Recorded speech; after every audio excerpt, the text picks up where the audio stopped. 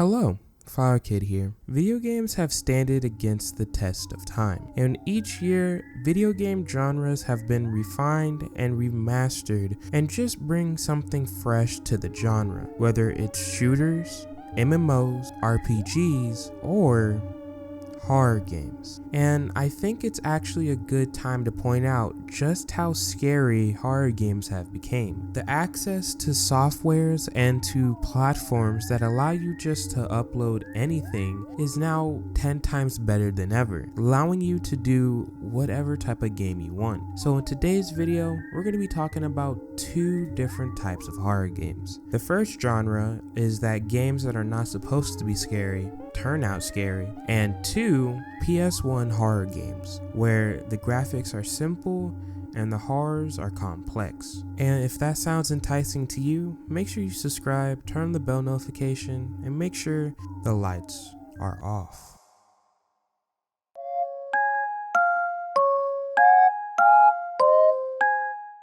Minecraft, a simple and peaceful game. I think we all know how it all starts. You start a new world, you spawn in, and you start exploring. Maybe you hit a couple of trees. Maybe you make some wood, crafting table, and then you build a house. But as you start to do all of this, time moves on and it starts to become nighttime. And I think that's where some of the horror comes in. Now, it might be not too scary because you're inside your house, you're safe. But once you go outside those walls and maybe into a cave, that's when you're alone and you're not safe anymore inside the walls. Everything becomes unnatural, cold and dark. You can barely see anything without bringing the right gear. You start to hear cave noises and different mobs all around you spawn in. And I think that's what scares me, because you could lose it all. That is why base Minecraft is so powerful. It doesn't try to be scary, but it just becomes scary. The thought of you losing everything in one go can be devastating. The thought of your house walls blowing up because you didn't put enough torches down is scary. But all in seriousness, this doesn't really become scary after the couple of times. But that first interaction with Minecraft becomes so genuine that it makes it scary. But how I said that base Minecraft is perfect for that, we can also change it with some texture packs and some mods, making it a completely different game.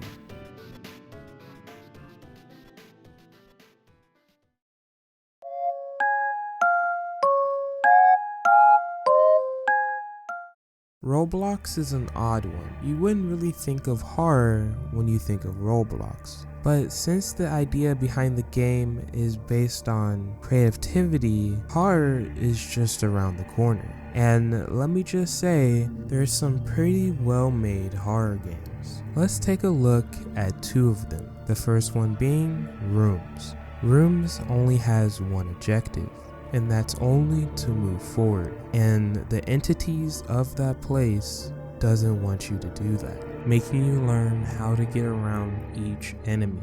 And the best part, each room is unique with different variations to it, with different monsters popping up at different intervals. As you can see in the gameplay, the theme is hoteled, but if you go past 100 and more, there's different themes throughout the game. You can also play this with a friend or alone, but either way, the replayability of this game is massive, and it's actually kind of fun to play it as well. You should give it a try. But let's look at the last game on this list.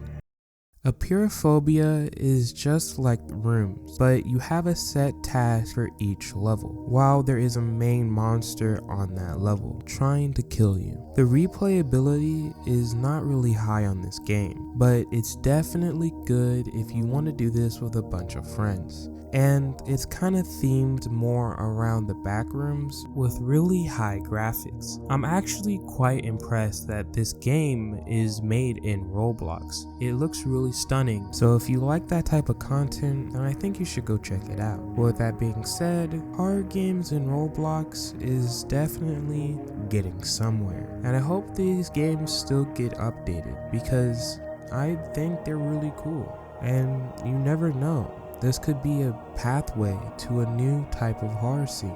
But with that, I think it's time to move on to the last on our list.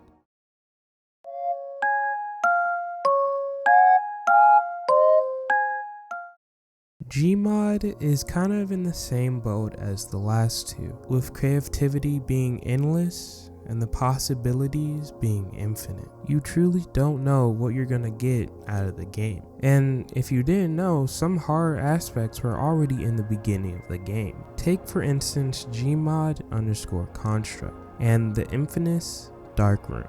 Almost everyone and their mom was scared of this room. But later to find out, it was only just because it was for light testing. But there's more than just one map. Let's go to GM_Big City. This one has more haunted experiences than I can count. And through all these videos and me recording, I've tried to get almost every single scary instance.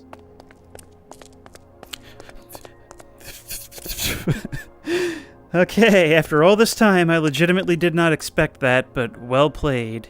Also, a fun fact, this wasn't the base game. It's actually an add-on, a workshop. They didn't change the map, they just added scary stuff in it. And there are a ton of different ways that you can make Gmod even scarier, and all of it is up to you.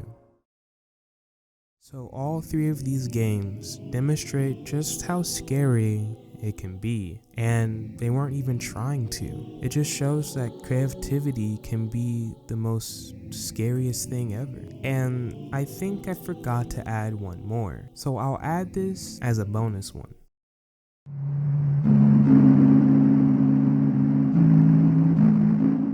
Five Nights at Freddy's have been one of the most popular games to ever be born out of horror, and the only reason why it came into fruition was because of an accident. The beginning of Scott Cawthon video games were not supposed to be scary. They were actually supposed to be for kid games or family friendly oriented, and people just didn't see that. They saw animatronics that looked very scary and uncanny, and so Scott Cawthon, being in the dumps, he just embraced the idea of a scary animatronic. And that's how Five Nights at Freddy's was born. He decided to just go full on horror instead of trying to make family friendly games. And that's why these 4 games have something in common. They're not supposed to be scary, but they turned out scary. Now that we're done with this genre, let's go on to the last one, PS1 graphic cards. PS1 games just hold something near and dear to my heart, whether it was playing Spyro on the portable PS1 or playing Crash Bandicoot. Either way, they just have this uncanny feeling. It's like they're trying to replicate something, but couldn't fully get there, and it's just stopped progressing. And I think that's why this genre does so well, that PS1 horror is so uncanny. Just looking at the graphics is kinda hard to understand. Let's look at 2 groups that do just an amazing job of keeping this horror genre alive.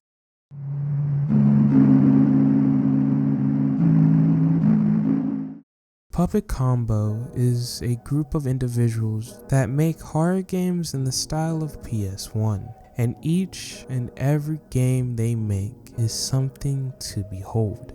And the list of games is massive. They've made Babysitter Bloodbath, Power Drill Massacre, Meat Cleaver Mutilator, The Night Ripper, Night Shift, Stay Out of My House, Spiders, Feed Me Billy, Nun Massacre, and more to keep counting. Their whole catalog of games is impressive, and it just shows that horror games can be defined on whatever you want it to be defined. And the best part is that Puppet Combo isn't the only one keeping this tradition up. Let's take a look at our last group of people.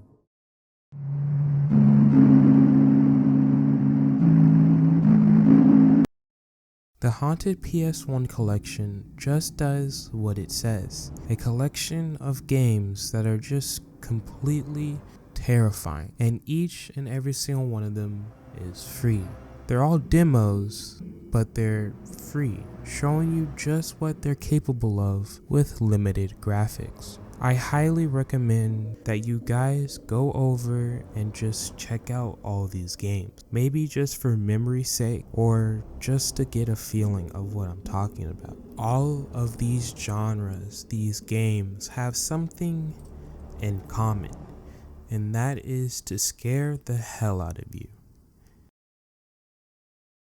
Heyo, thank you for watching my video. I kind of changed the editing style, and so it's in segments so you guys can like understand which part is which part, and I kind of just went how I felt. Also, ding ding ding, I'm making a horror game. Yes, you heard me right. I'm making a horror game, and I'll be doing it live on this channel, and I'll be recording that live and making it into videos. Well, also I make videos. Just basically understand that I'm going to be making a horror game. I've always wanted to make a PS1 horror game. I've always wanted to do something like this, so this will be a challenge, and for me, for trying to keep up editing and also trying to be live more, because a lot of you guys like my content and I haven't been live streaming a lot. So yeah, I guess I'll see you when I'm live.